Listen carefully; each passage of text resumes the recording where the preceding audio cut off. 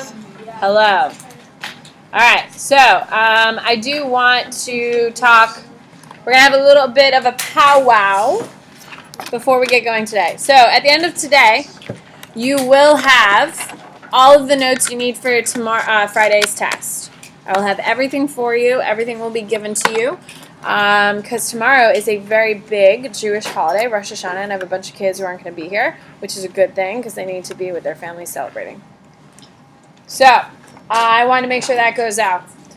So hold on, I'm recording this, obviously, and it's so articulate, I just can't even handle it. Anyway, okay, so I do want to cover that everyone should have their focus, their study guide, and their eye diagrams on their desk. If you have a highlighter, that's going to be super helpful, because everything I've highlighted, you have on your test. Hopefully you would agree that I was very honest with you yesterday.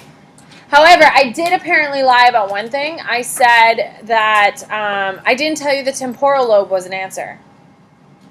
And one of the answers was temporal lobe. And one of my kids very kindly was like, oh man, this wasn't on our study guide. So I curved the test to 48 instead of out of 50. Because I don't want you to. It changed. Yeah, I was like. Because I'm not trying to lie to you. I never mean to lie to you. If I tell you something, I hope I truly am trying to do it. I mean, sometimes I'm a moron, as you saw with me recording videos.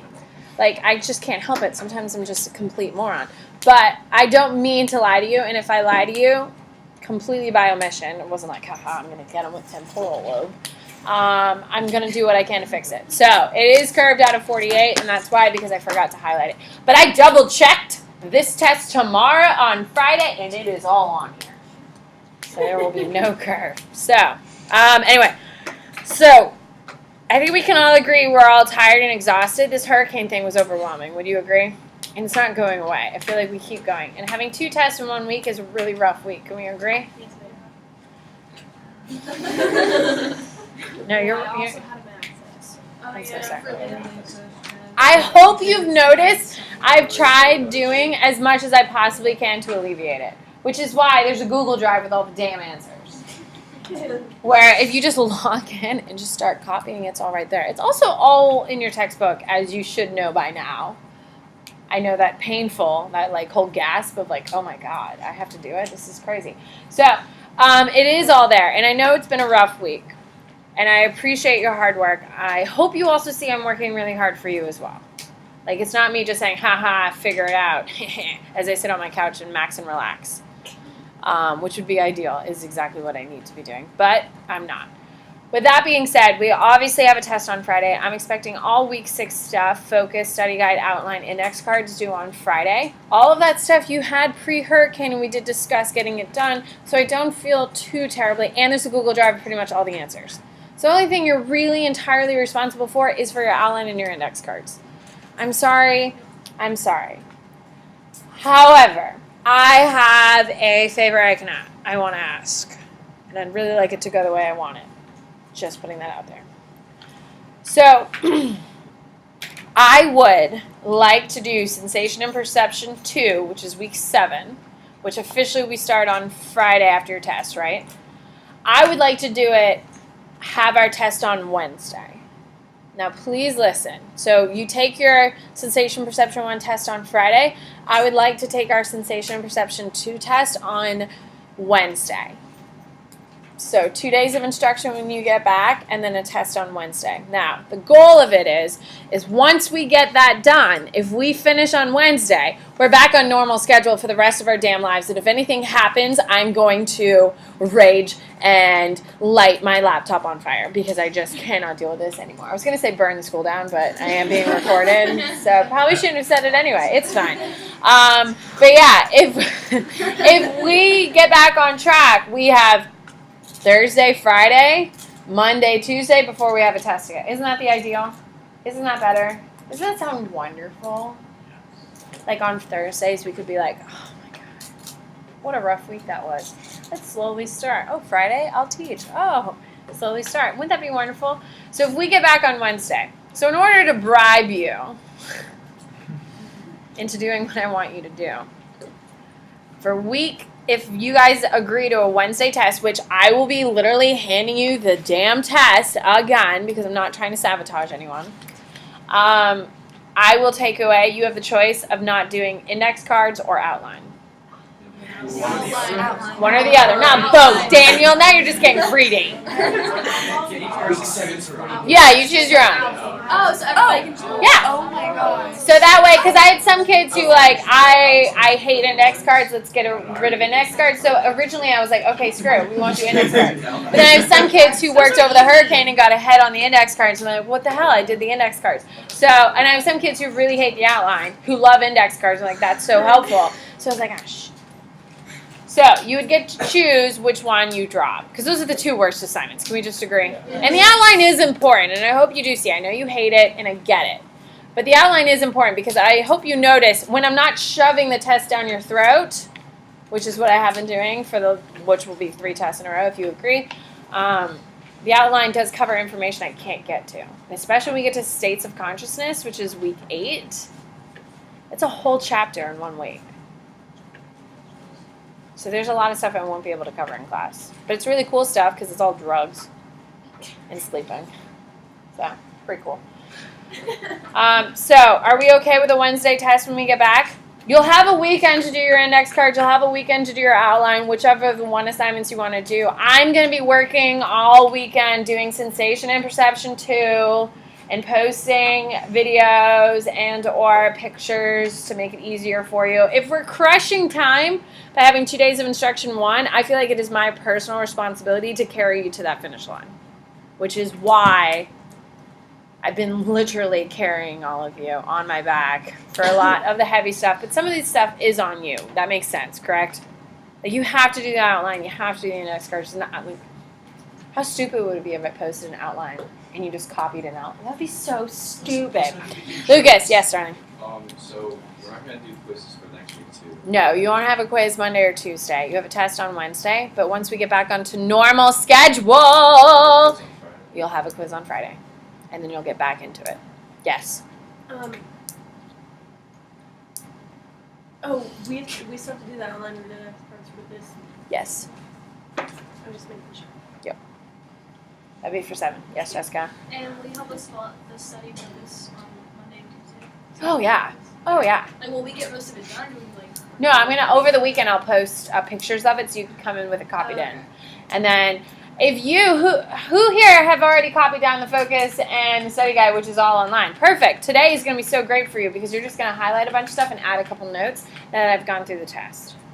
So it's going to be super low key. So I'm going to try to set you up so on Sunday while you're doing your work, it'll already be there for you.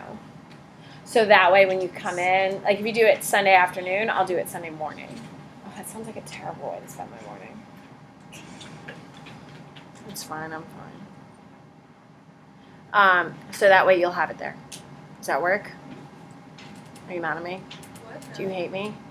Not really. Huh? No, because I can't, because I'm not smart enough, and clearly I had enough issues. So, no, damn it, no. You'll never see my face again because it was such a shit show. Crap show.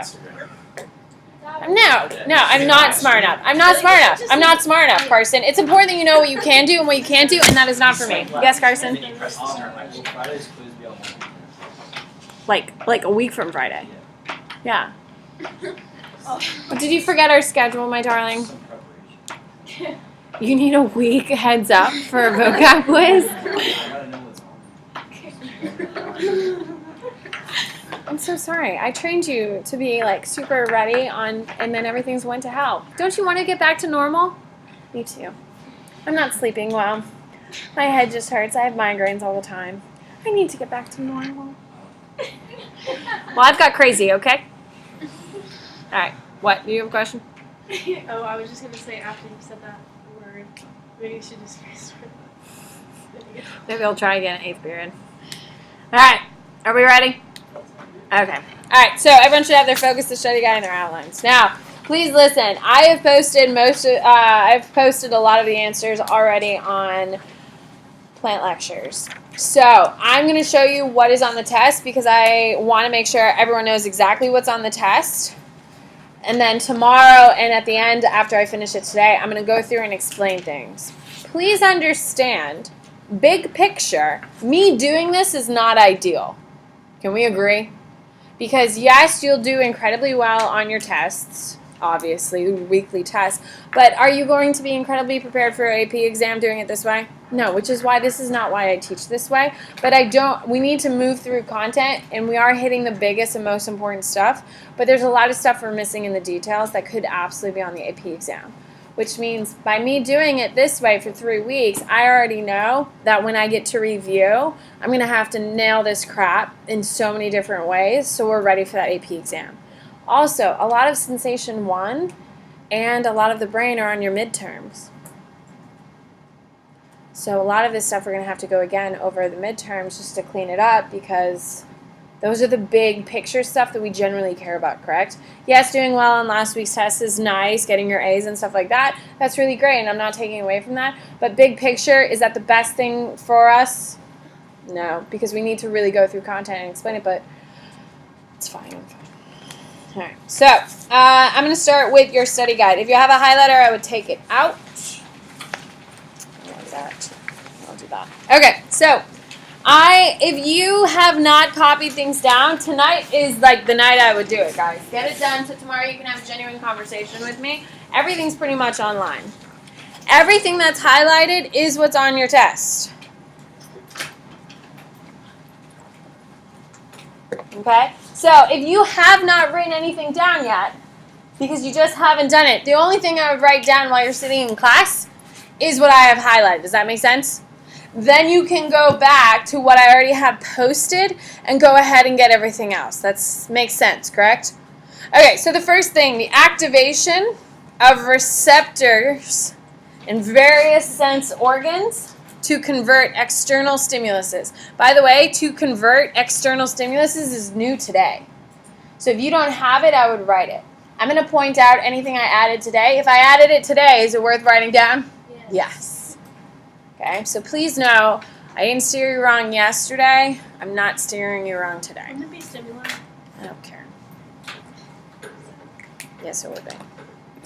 Okay, so activation of receptors in various sense organs. Okay, next one is sorry, it looks so weird on my computer because I'm watching it. Okay, got it. So subliminal stimulation is information that is given in a below conscious way. My example is Zach Morris. Does anyone here watch Saved by the Bell? It's classic, right? Have you seen the episode I'm referring to? Where Zach Morris plays the Beach Boys and lays a track underneath it that says Zach Morris is great. Zach Morris is a hell of a guy. I love Zach Morris. Well, anyway, so Zach Morris records this tape saying, Zach Morris is a great guy. Zach Morris is a hell of a guy, or whatever, and I love Zach Morris. And he underlays it under a Beach Boys track. Wouldn't it be nice if we could make, any of that. So he underlays it, so when Kelly Kapowski plays the track underneath the Beach Boys, she's hearing, Zach Morris is a great guy.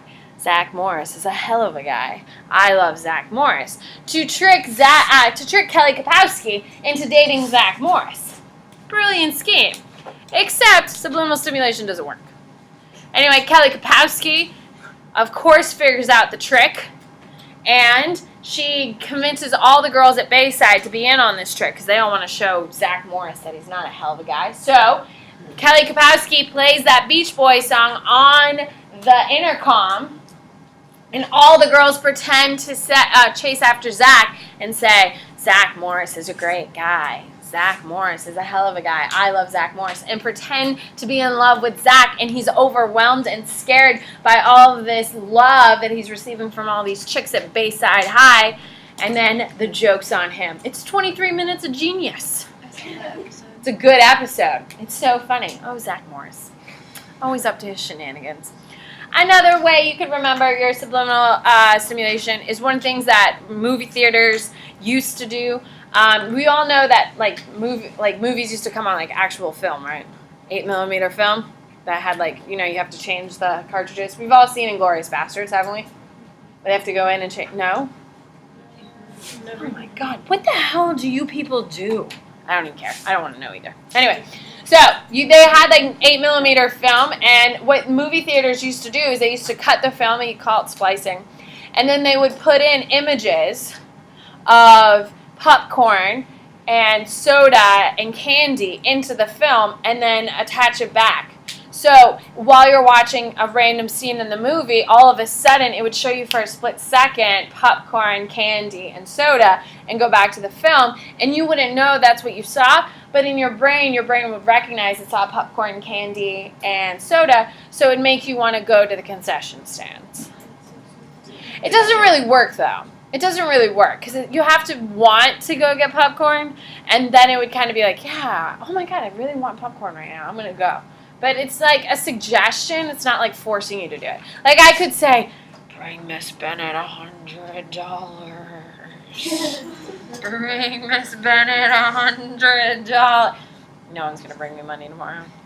Because you don't want to give me $100. I mean, if you want to, it'd be great. Lucas, you had a question, Don? Is it kind of like when you're driving, use like a billboard thing? How does this like? Kind of, yeah, absolutely. So for instance, in the 90s, Coca-Cola got in a lot of trouble because they had a bottle of Coca-Cola that had like condensation on it. Well, in the condensation, they wrote sex. As you would when you think soda, you actually honestly think about sex. That's fine. So anyway, so when you saw the bottle of Coca-Cola subliminally, you would see the word sex, and you would contribute Coca-Cola to sex, and you would buy the items. Because that's a basic drive. Huh? Because you're not supposed to be influenced. Because first of all, it was an ad campaign that was just like out on like buses and like signs, and it has sex written on it. There's a lot worse things written on buses. So that's like now. Back then, Huh? I mean, back then, like in the 90s. It's like, Oh yeah, it was super prudish in comparison today, and I'm kind of grateful. Anyway, so subliminal stimulation, that's that one. So Weber's law is a change in a stimulus that will be just noticeable if enough has changed. So what that means is, so hopefully you see that my hair is really long, right? You usually can't see it because I usually have it in a knot. But I happen to have it down today. So if I came to school tomorrow and I cut it all the way up to my jawline, would you notice? Yes. Are you kidding me? First of all, I look horrific. I am not cute with short hair. It is, I cut my hair in my senior year of high school, and girl, never forget. It was awful. Dark times. Not cute. Okay? So if I cut off all that hair and literally just had this, you wouldn't notice? I would. I'm only noticing it's like 2 days after. It's so severe. Now, if I cut an inch off of it, would you notice? No, you wouldn't, because I got my hair cut a couple months ago and no one cared. It's fine. No, thanks. It's fine. No, you were here. It was like week 1. Oh, that's right. You hated me so much. Funny times. Anyway, so Weber's law. If you're going to make a change, it has to be severe enough. Now, a lot of the men in the room, I think you would agree, most people don't notice when you get your hair cut. Would you agree? Okay. The reason is because your hair is kind of shortish anyway. And when you cut just a little bit off, no one's going to notice. But if I cut my hair off, or Zoe cuts her hair, Jessica, whoever has really long hair, and cuts a good significant amount off, you're going to notice it. All right? So Weber's law. So opponent process theory, our cones are in pairs. So red is with green, blue is with yellow. And it's best proven by after image, which I'm going to show you tomorrow, which we're going to do a bunch of cool stuff tomorrow. But I'm just trying to make sure you have all the notes you need for your test. So, opponent process theory, our cones are in pairs, which is why people who are colorblind typically can't see red, but they can see green, or can't see blue, but they can see yellow. The colorblindness kind of goes with that. Next one is sensory adaptation, is the tendency of receptor cells to become less responsive. That says responsive. Don't yell at me. I don't want to hear it. I've heard enough of it today. It says less responsive. What? I was looking for my water. It's usually behind me. Do you mind? Wait, what? what does it say? Oh my God. No, I'm sorry, but it says The tendency okay. of receptor cells to become less responsive to a stimulus that's unchanging. So, I will tell you right now, while I was putting on my makeup this morning, I noticed that my cat box is disgusting. Because it's in the bathroom, so I was doing my makeup this morning, and I was like, damn it, I'm going to have to change the litter box tonight. So that's unfortunate. I hate it. I hate it so much. However, I've got a game figured out here. Are you ready? So, not my first rodeo, girl. So, I will get home tonight around 4:45. Okay? I will go home, and I will open my front door, and I'll be smacked in the face with the smell of the litter box. I'll be like, God damn it. I'm going to make dinner. What that means is I tell my husband I'm making dinner, and then I go sit on the couch. So, I'm going to sit on the couch, maybe take a little snooze because he gets home around 5:30. And so when he comes home, I already know this happens more regular than shit. He'll come home around 5:30 and he'll open the door and he will also get smacked in the face with the smell of the litter box because my house is so tiny. Anyway. So, he'll get smacked in the face and he'll be like, what the hell? How can you sit in this house with that smell? And I'll be like, what are you talking about? He's like, what do you mean, what are you talking about? The litter box is disgusting. And I was like, well, it's actually sensory adaptation. Since I started making dinner already, I started making dinner as soon as I got home. And because of that, I got used to the smell. And after 15 or 20 minutes being exposed to something, you're no longer sending receptor sites any information. And he'll be like, stop talking. And then he'll get super cranky and he'll go in and change the litter box. You can change yourself in like 2 minutes. Lucas, that is not the point. Have you ever had a litter box? Yeah, but like, I don't change it because you're Well, Lucas, I am not a kid and I have to strategize. Yes. What's the word after A? Concert. Oh, you can't hear anything after a concert. So, going into the house, you've all done that. You've walked in and you've like smelled something bad or like dinner smelled so good and you're sitting on the couch doing homework or whatever you're doing and then you're like, Mom, what are we having for dinner? And you're just like, obviously you already knew it because it smelled so good, but then you didn't smell it anymore? No? Cool. Okay, fine. Lucas, that was hurtful. I don't want to clean the litter box. Wait. I have two. Did you not watch any of my videos over the hurricane? I watched all of them. That's BS, and you would know I have two cats. They kept coming into the the video. But what are they called? Dunkin' Donuts. Yeah, they're Dunkin' and Donut. I love that. Oh my gosh. I didn't pick up on that. Wait. In a component process theory, it says our cones are in pairs. Yes. Did you do your diagram I yet? didn't read Yes. doing that. Rods and cones are in your retina. Cones. And then what does it say? What are colors? Ask a buddy. Why does it need to be Red and slid all the way green. up to the top? Blue and yellow. And blue. What? We What is Oh. that sign right there? Red and green. Oh.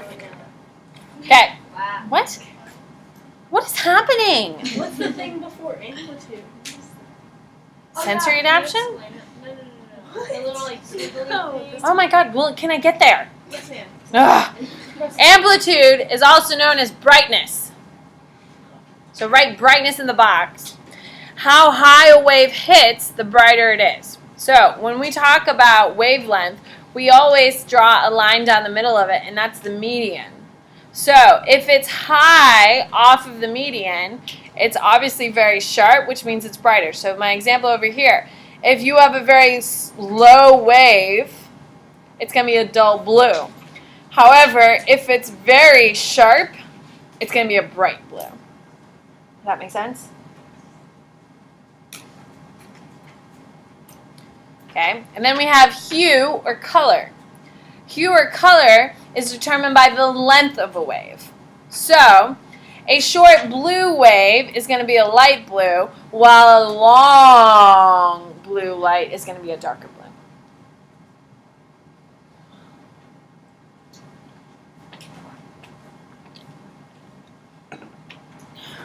All right, and then everyone needs to write this one in because it wasn't on the original stuff. And it's vestibular sense. Deals with balance and coordination. If your eyes and your vestibular sense don't match, you get motion sickness. Who here gets motion sickness? I do. Can you read in the car? No. I can't. You need to like look at things outside. I have to sleep. I take a nap. Still. See, sleeping makes me uncomfortable too. I can't either. Like I can look at like a quick text. It's like a couple words, but no. McCray can sit there and read a book. He sits there and like does work, and I'm just like, oh my God, I'm nauseous thinking about it. So your vestibular sense is what? It's in your head, and it lets you kind of feel, like right now, your vestibular sense is saying you're sitting still and you're writing. It just tells your body what's kind of going on. So have you ever seen the horrible horror movie, Blair Witch Project? Yes. Oh my God, it's so awful. It's terrible. It's so scary. At the end. No, it's awful. I've never actually seen the whole thing because I don't do horror movies, but it's fine. Okay, so the Blair Witch Project is supposed to be, it's the first horror movie that takes the perspective away from the cinematography of the film and makes it a personal experience, because the photography of it is someone like holding a camera and experiencing all of these demons and all that crap. The most notorious thing about the Blair Witch Project is that the camera is bouncing up and down the whole damn time. Like, it's awful. It is terrible. So, watching Blair Witch Project, you're sitting on your couch and you're watching this horrible horror movie, and the camera's bouncing up and down. Your vestibular sense is like, I'm sitting still, but it looks like things are shaking because your vision is not matching what your vestibular sense is. You'll puke. Does that make sense? When you're driving in the car, your body knows you're moving. If your car is going 65 miles an hour, you are going 65 miles an hour. Your body knows you're moving, and then you're trying to focus on something still in front of you, and it confuses it. That's why you get motion sick. Lucas? A little bit, but that's dealing with your frame of reference with your brain. Like when you flip up and down, like your vestibular sense is like, what is happening? And by the time it flips, you've already come back over. So it's that whole kind of mixing up and down. Why do some people have like motion sickness, but some don't? Because you're better built than I am. That's what my husband tells me, is that I'm probably not going to make it any more years. What? So then why do people, like, when you spin around, is that like the same thing? Like, if you, like, spin in a chair and you get dizzy? Yes, because your body knows you're sitting still, but everything around you is swirling. Which is why, if you're a ballerina, which I'm obviously not, they focus on one point. So they're only staring at one point, even though their body is moving. All right, so I added this, so every single person needs to add it. When you talk about the iris, a dilated pupil is when your pupil is really, really big. So you have a very small iris or the colored part. You have dilated pupils when it's really dark out. So if you decided to go play manhunt in the woods at night, you're going to have dilated pupils if you turn on the light real quick and look at someone's eyes. Okay? My cats lay in the sun all day. So by the time I get home, they come right up to me because they think they're dogs too. The whole fur army comes at me when you open the door. They have these little pin needle eyes, and it's the creepiest thing in the whole wide world. It's so creepy. Anyway, so that would be constricted, and when it's really bright outside. So if you're stuck outside and you're not covering your eyes, and you're not looking at the sun because you're not a moron, but it's really bright outside, and if you have someone look at your eyes are going to be super, super small because it's trying to block out as much light as possible. All right. Every single year people have an issue with this. And I don't really understand why. Okay? When we think nearsightedness and farsightedness, if you are nearsighted, who here is nearsighted? Nearsighted means you see near. Nearsighted means you can see things near you.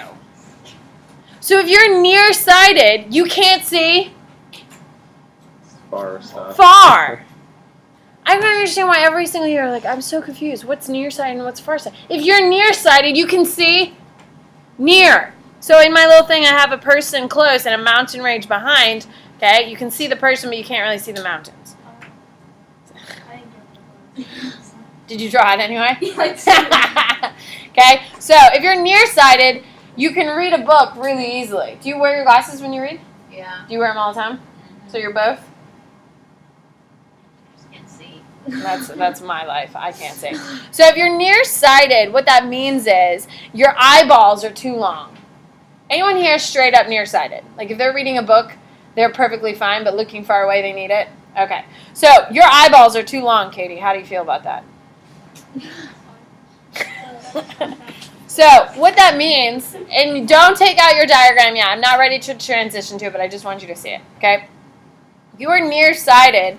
Katie's eyeballs end here, which means, okay, if you, who here is 20/20? No one likes you. Okay, when you're 20/20, the light comes in and literally kisses your fova. It's like perfect. Like, oh, we're destined to be together. Mwah! Kiss is perfect. Okay, that's 20/20 vision. If you're Katie with your eyeballs too long, okay, what that means is the light ends here, but Katie's eye, her retina is way back here. So it's like getting somewhat there, but not enough to do anything. Okay, so she has a gap where the light ends and her retina is, and that's why she's nearsighted. What? If the light ends, then don't you see why? No, it's just everything. It's not like it ends, but it's not perfectly touched. So it's just fuzzy. Yeah, it's just fuzzy. Yeah, it's just fuzzy. It's not like, but it's just easier to think of it that way. Damn it. Okay, he's just fuzzy. So that is farsighted. Now, any nearsighted. Who here is farsighted? You can see things far, but you can't see anything close. All right. That means your eyeballs are too short. Jeez, I am super farsighted. So what farsighted means is you can't see anything near, but you can see things far because you are farsighted. So your eyeballs are too short. This is me. I have lots of problems, but this is one of my biggest problems. So here's the light coming through. Okay, my retina's right here, and not all the light, it's too close. Instead of the light, like, kissing the retina, it's like punching the retina in the face. It's too short. It's not good, and there's not enough, which is why me and Caitlin can see, can't see near, but we can see far, far away. That makes sense? Hello? Okay. All right. Okay, so rods and cones. Rods and cones are both photoreceptors. Okay, that's what they're called. They're located on the retina, the third line of the process. Rods pick up black and white. Okay, and they're located on the peripheral. This is new, and if you did this already, you're going to want to add this. So rods only pick up black and white, and they're located on the peripheral of the eye. So just look at this real quick. So here's your eye, here's your retina. Your cones, which see color, are going to be located in this area because that's where most of the light's coming in. Does that make sense? Any light that hits other parts of your retina, like on the anterior sides of your retina, are going to be mostly cones. So you have mostly cones out here. Then we start having rods and cones, and back here you're going to have a lot more cones. Does that make sense? So in the center of your eye, you have more cones which see color.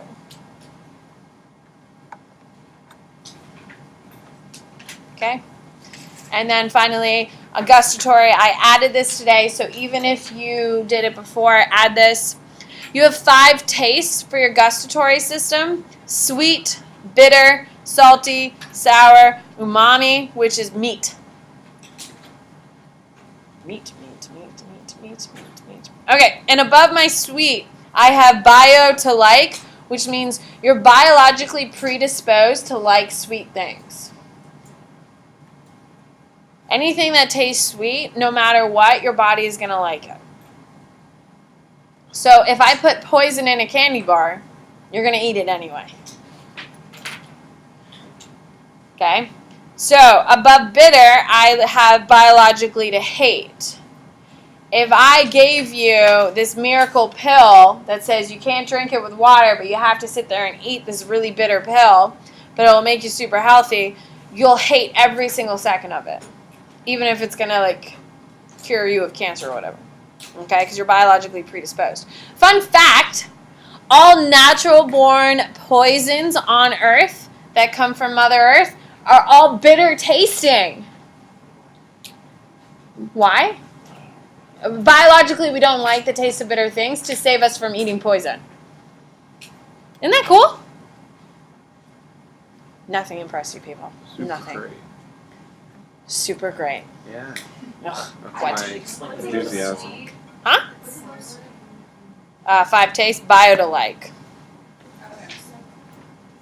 Huh? Sour. Oh, That's not a What's weird after one. that sour? looks like socks. Umani. What? No, I thought that was sass. Umani? UMANI. What does that mean? It's the Meat. So can I just say meat? No, that's what it's called. It's Japanese. It's Yeah. What? All right. Never mind. It's fine. Take out your diagrams, please. I asked you very nicely yesterday to finish it. I hope you did. Okay, so with your highlighter, of course, on your ear, the only thing you need to know for Friday's test is semicircular canals are balanced.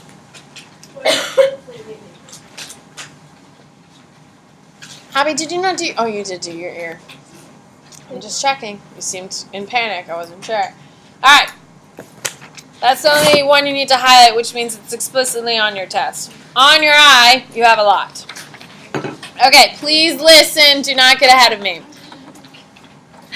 What? All right, so you need to highlight your iris, the one I did for iris, and you need to add limits amount of light entering. I added that today. Your handwriting is so pretty. Your little drawing is so cute.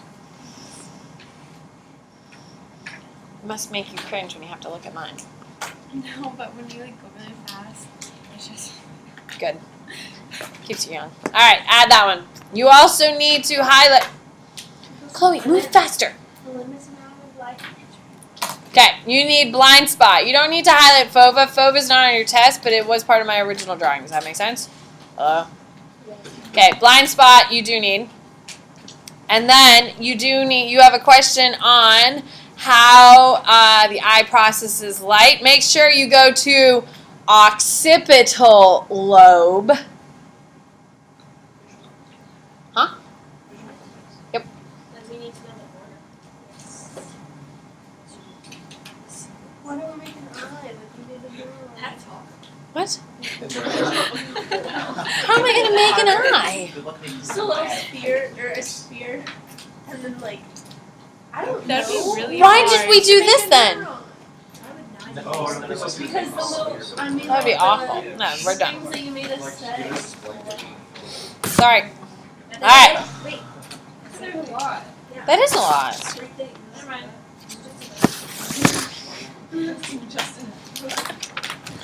All right. So today I added sensation is when sensory receptors convert an external stimulus into an electrical chemical message the nervous system can use. What? Can I have one Why? of those? Because Don't recopy. That's so ridiculous. no, I only did the top. But it's like, but I did it myself as well. That's just what I need to rewrite it. No, just write it on the side. No, I took up all the sides. Isn't there just another one over there? Yes. I'm not getting up for that. No. I'm not asking you again for it. All right, so when sensory receptors convert an external stimulus, I added this today, by the way, into an electrical chemical messages the nerves can use.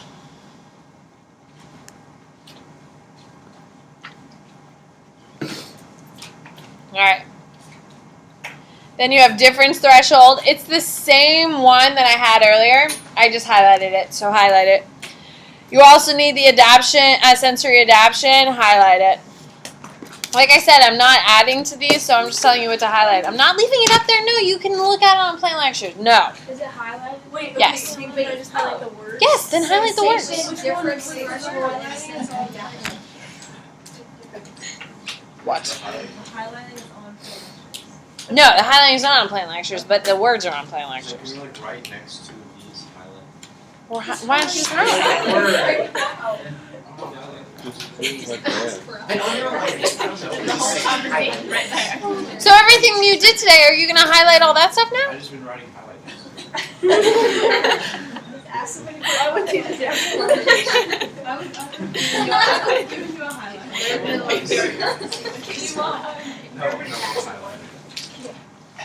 Opponent process theory is the same exact thing I had, just highlight it. No. Is Kinetic updated with this? Like, No, I don't have all the stuff I did today now, but it's on my video that I am posting, so that you could go back and through it. Of course, because I'm recording this. Not my best one. This is the one that you're gonna do. I don't know. Yeah. Can I say something? No. You're saying Alright. You should have a separate sheet of paper I asked you to have out. Okay, here we go. So you do have a principle called the Volley principle. The Volley principle is any sound over 100 hertz is heard by alternating neurons firing and cilia moving.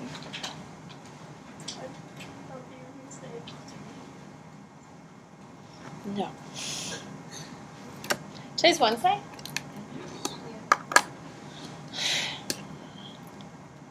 Okay, so any sound over 100 hertz, which is the measurement for sound, is heard by alternating neurons firing / cilia moving. It allows a break, so no cilia is overwhelmed by stimulation.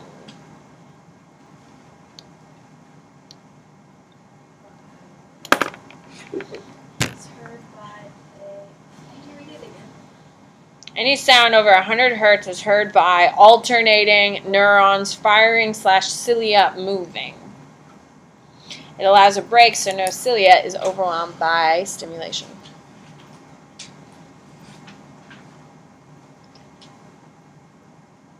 You're moving. Have you seen it? No, I don't do horror. Well, there's. No. What happened in it that would be Volley principle? what happened? No, okay, so on When this you- cast, on his cast, somebody wrote user who wrote in red cover, pen. and it was red. What? They like changed. It said Yeah. looks like they Like, changed it to bro, lover and to You, like red pen and that's made what I said, pieces. never mind. You have to know. Apparently it was a pivotal part of the movie, I said. No, it was just cute. And then at the end, he had a close up of like. It was cute. It's a horror movie. It's not cute. It was It's not terrifying. That scary. It was, actually funny because it was so not Yeah, real. exactly. Like it wasn't that scary. No. Like, no I one saw the believes original one and literally didn't sleep for a year. No, thank you. I'm such a scaredy cat. I've got no shame in my game. It's fine. Alright, and then you need Pain Gate. Oh, no, I'm not ready for that. No. I want to explain something. You have no idea what that means, but you just heard that. So let me explain. That's what I wanted to do. Okay, so just looking at your ear, as we know. Okay, so take your earlobes, or your pinnas, and while I'm talking to you, I want you to just kind of fold them forward, pin them back, and listen to how different I sound depending on what you're doing. Don't cover your ear. You're playing with your pinnas, so wasn't. move your ear. I know, I moved them this way and you sound different, but not this way. Wait, keep talking. Not like. It's like when the vacuum is on and you go like this. And Yeah. Oh, is it? Yes. Okay, so as you play with your pinnas and stuff, you can hear the different different waves sound differently, just because the funneling is a little bit different. So what happens is your pinna is literally forcing sound to go into your ear. The reason why you have all of these, all these cartilage flaps right here is not because this is how it grows on purpose. Because if it was flat, what would happen to the sound?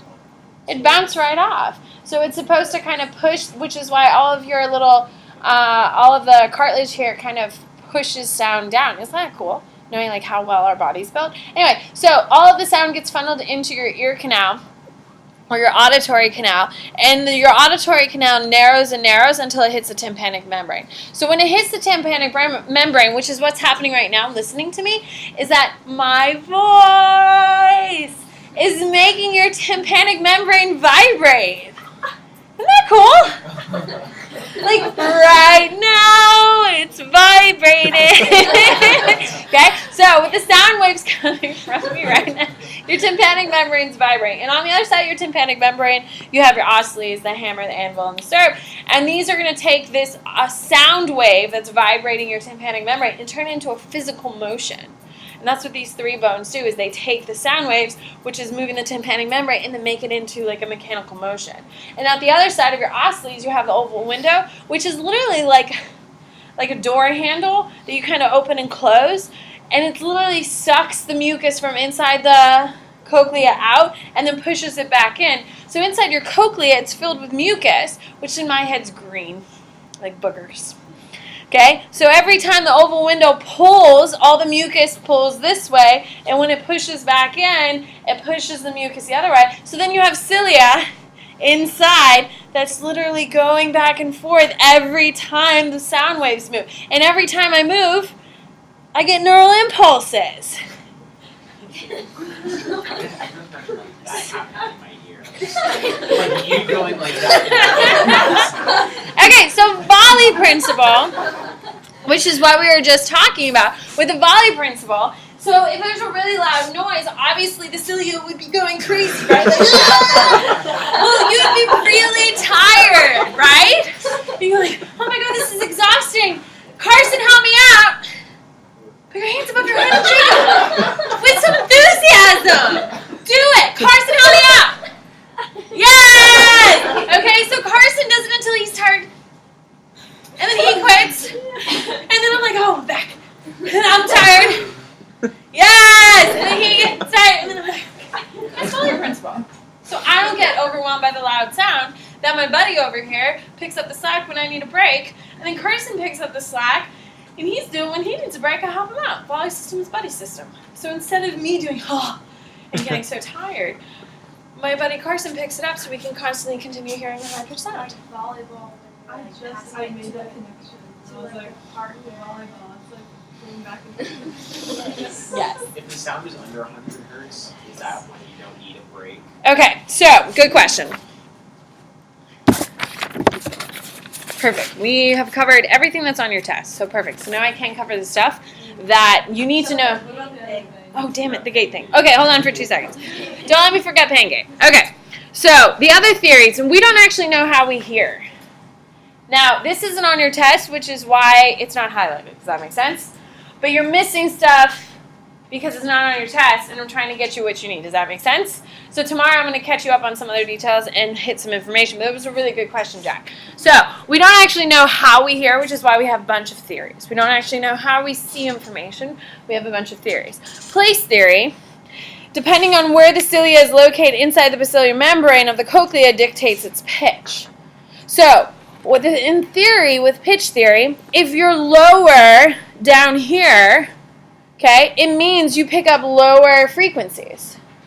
So now that I'm speaking like this, the cilia in this part of your basilar membrane is the ones that are vibrating. But when I speak like this, it is the basilia.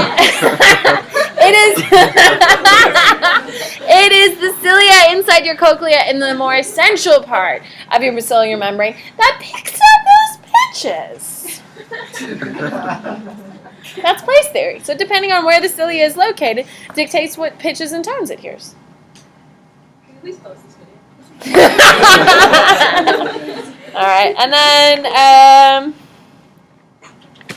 there you go. Okay, and then we have pitch theory, which is essentially that this cilia right here could be picking up low frequencies, and this cilia here can be picking up high pitches. That it's not about where they're placed. It's about which each one does. Well, no, I just taught you place theory. That the placement of the cilia tells you what it picks. Down here. I really do try. Goodbye. It's okay, I'll cover it tomorrow. Goodbye. Oh, because I ran out of time. Damn it. No, don't. No.